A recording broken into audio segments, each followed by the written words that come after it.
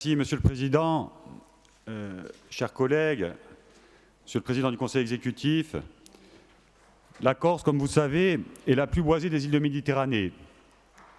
Avec une superficie d'environ 500 000 hectares, la forêt couvre environ la moitié de la superficie de notre territoire.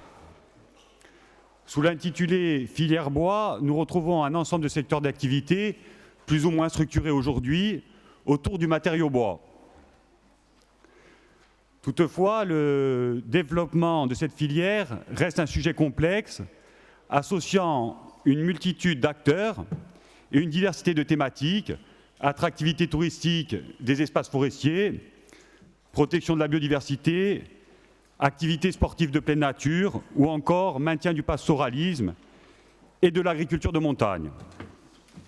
Le renouveau de cette filière est également considéré, à raison, comme un levier économique pour les territoires de l'intérieur, notamment. En 2016, la stratégie territoriale de la filière bois, qui a été adoptée, acte la nécessité d'une démarche transversale au sein du Conseil exécutif pour le pilotage de ce dossier. Aujourd'hui, grâce aux nombreux dispositifs déjà mis en place, de nombreux projets ont trouvé une issue favorable dans l'île. Je citerai par exemple la construction de bâtiments publics dans certaines communes ou encore le projet d'une marque de certification du bois corse. Idem dans le bois énergie avec la fabrication de pellets et de plaquettes énergétiques, dans le domaine de la production du liège et dans des actions de formation et de recherche. Mais malgré cela, force est de constater que des contraintes paralysent encore la filière, notamment les désordres fonciers encore importants et une gestion perfectible des espaces forestiers, avec en corollaire bien sûr les risques inhérents à ces faiblesses, notamment les incendies et les problèmes sanitaires sur les peuplements végétaux. À cela, on peut ajouter un recul notable de l'accès à la ressource, même si elle reste bien entendu abondante, et par conséquent une quasi-absence de scierie et de fabrication de menuiseries en bois local. Donc, dans ce contexte, pourriez-vous, Monsieur le Président, nous dresser un état d'avancement des opérations déjà réalisées et à venir, notamment dans le secteur de la transformation du bois et de sa valorisation énergétique? Pouvez-vous aussi nous indiquer de quelle manière les politiques publiques peuvent impulser une nouvelle dynamique à la filière et contribuer à sa structuration? Avant de terminer, je profite de l'occasion pour souligner qu'un débat sur le sujet se tiendra le 20 juillet prochain à Vetsagne dans le cadre de la Foire du Bois. Et bien sûr, je vous invite tous à venir y participer. Je vous remercie. Ringraziavi. Donc Lionel Mortini pour le Conseil exécutif. Merci Monsieur le Président, Monsieur le Conseiller. Comme vous l'avez dit, la forêt sur le territoire de la Corse représente plus de 55% de nos terres. Elle implique de nombreux acteurs et des enjeux multiples et complexes, que ce soit pour la forêt publique ou la forêt privée.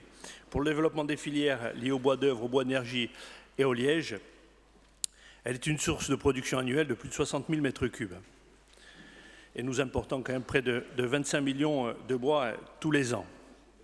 Donc, à travers son rôle d'accueil, vous l'avez dit, du public, la forêt assure une fonction sociale. Au regard des risques liés au changement climatique et aux incendies, elle constitue un environnement et un patrimoine naturel à protéger. Et pour les activités pastorales, et elle peut être une source alimentaire.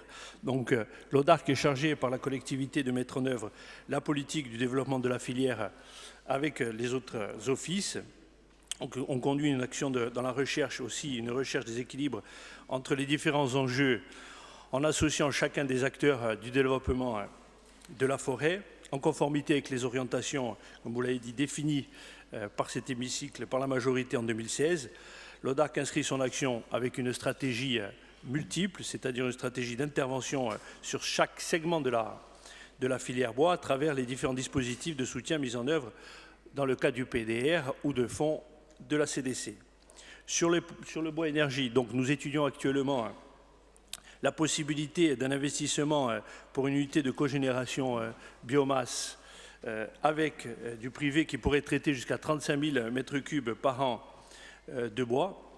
C'est un projet en envergure nationale Corse évidemment. Donc c'est un projet que nous creusons aujourd'hui juridiquement pour voir comment nous pouvons le porter, parce qu'il serait une sortie pour le bois énergie.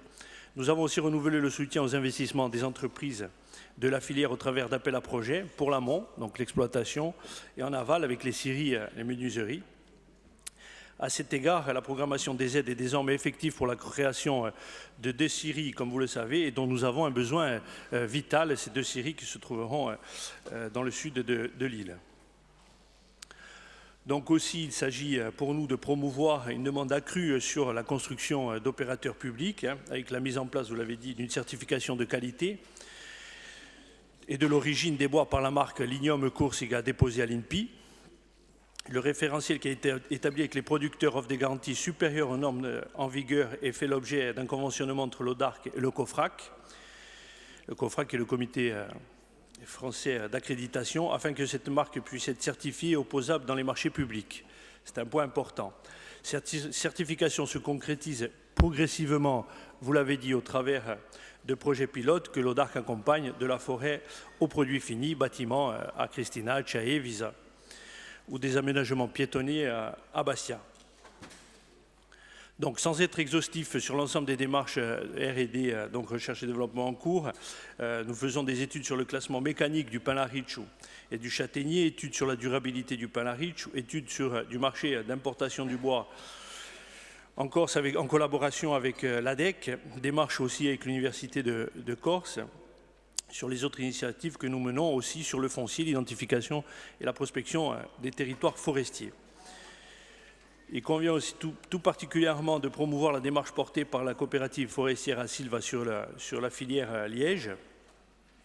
Cet acteur est accompagné à la fois dans la réalisation de travaux subéricoles et forestiers à travers le PDR, mais aussi sur une convention d'objectifs à 3 ans pour la concrétisation de projets auprès des propriétaires.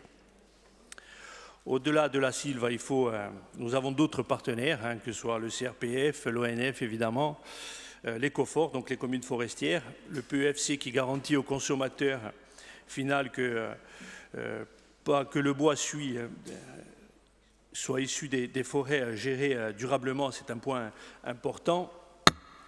Donc en conclusion, les solutions apportées à cette filière sont sensiblement les mêmes que pour la plupart des filières agricoles.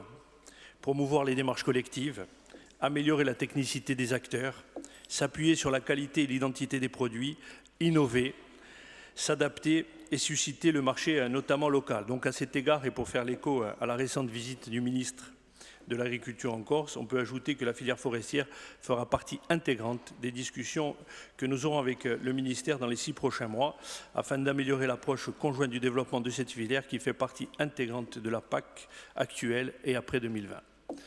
Merci, Monsieur le Conseiller.